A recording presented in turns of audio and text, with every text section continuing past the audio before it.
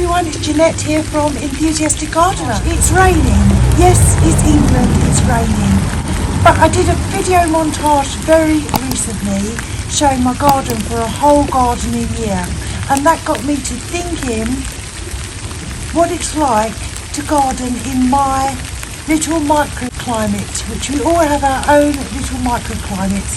I always think it's a very good idea when you go for a walk around your neighbourhood, which I fortunately do every day because I have dogs, but have a look in everyone else's gardens, or their front gardens, don't go in the back, and just see what grows well for them, because that's a very good indicator of what can grow well for you. Well, I haven't actually seen my garden for a whole week because at the weekends is the only chance. It's poured down again today. When I go out in the mornings on my dog walk, it's dark, and when I come home, it's dark. So I was thinking last night, now, what am I going to do in the garden today? I had two choices, neither of which I was particularly excited about. My choices were, number one, start clearing up the leaves. That's not particularly giving me much enthusiasm. This is the situation with the leaves. Quite a few, as you can see, but they're still on the tree firmly, nearly the end of November.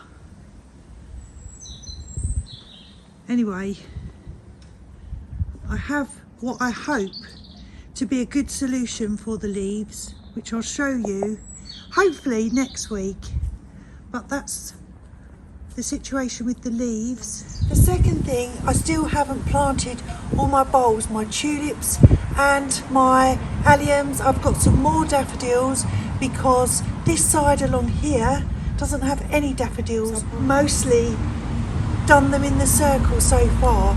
So that's not happening today. So I'll show you the bulbs that I have bought ready to be planted. I have alliums. We can't do without my purple sensation alliums.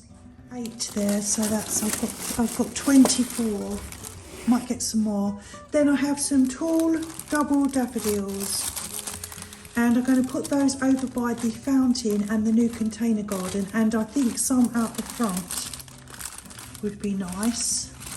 So I have 20, 2, 4, 6, 80 daffodils.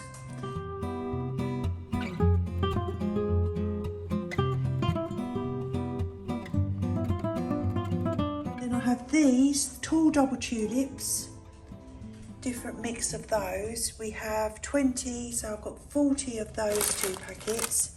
And then these are the tall Rembrandts, very pretty, so I have 80 of those. And then I also picked up some tall Triumph tulip, they're a blend as well, so I have 40 of those. They'll be going in.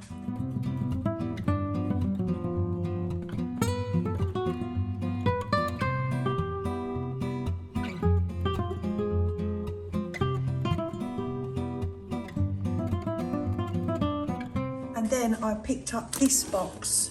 It's just a mix garden bulbs, complete allium collection. So there's 50 bulbs. And all these were half price, as you can see, clearance half price. So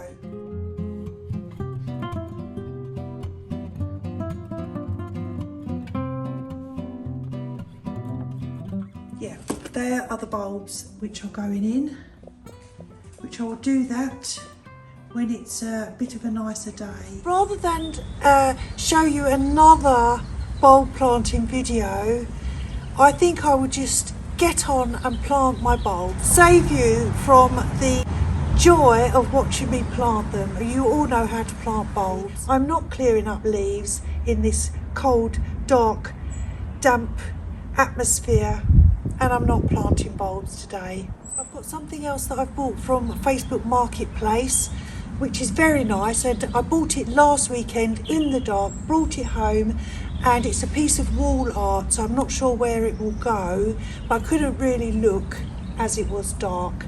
It was originally up for sale for £30, but I left it, and then the lady, because I'd shown interest, she said would I be interested for £10 because she hadn't sold it. So I loved it. It's probably about 800 centimetres wide. Yeah, I don't know where it's going yet. Lots of my trees are now losing their leaves. That's my pear tree. The cercis here, that's lost its leaves. We have about 4 left.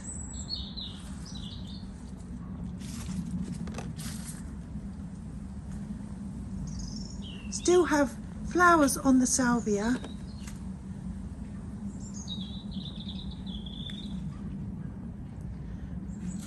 But what is looking nice are these on the faxias. The little pom-poms are starting to come out. They are so pretty. I gave this a really, really good prune. I cut off quite a few branches earlier on in the year because they seem to have died. Faxias, for anyone who's interested, are so easy to look after normally. Another thing that I need to do is I want to winterize my fountain. So all I'll do, this is made of kind of resin. So it's not concrete, it's not plastic, but it's kind of a resin. So that will be all right to be left out, but I want to empty the water out. So I want to do that. I will get on with that. And I have my other fountain over here, which is looking very green and murky.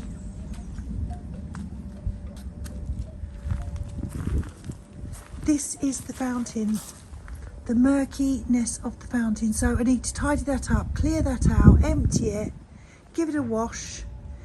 That can stay there because that also is made of the same kind of resin. It's not concrete, it's not plastic, but I like that. Now I've tried other things, that's a really good option for me because you can leave it out, it's never going to get damaged. Someone suggested, oh, I love this suggestion, it's for woodland courtyard, but I think I could do the same here.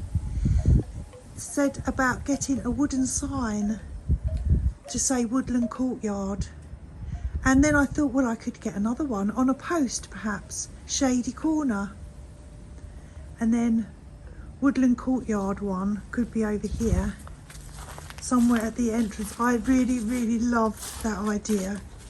So maybe a little post, a little signpost type thing with an arrow, woodland courtyard. Wouldn't that be fun?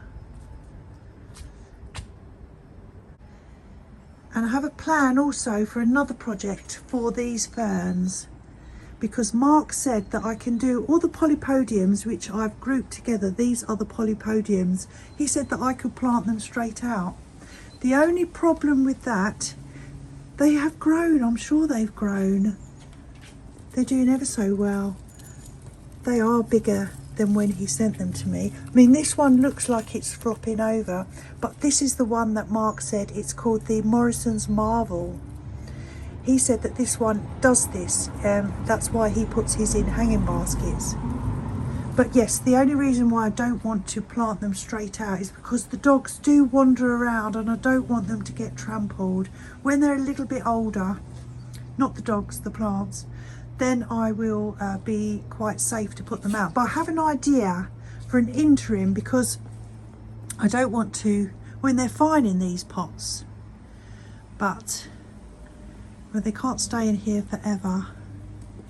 And he advised me to put 2 of them, which are these 2, put 2 of them into the greenhouse. So I've done that, following my advice from my fern expert friend.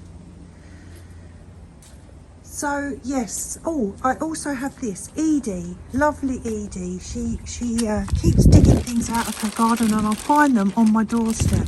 Now this she's given me, and you can see the remnants. Oh, look at that. That not, why does she not want this? It's gorgeous. It's called a Callicarpa BODINIERI Imperial Pearl, and that's just stunning. So I need to put that in the garden somewhere. It likes sun by the looks of it. It can do with a little bit of shade. It grows 2 to 3 metres tall. Oh, there's no other information, so I'll have to Google that. But that's beautiful.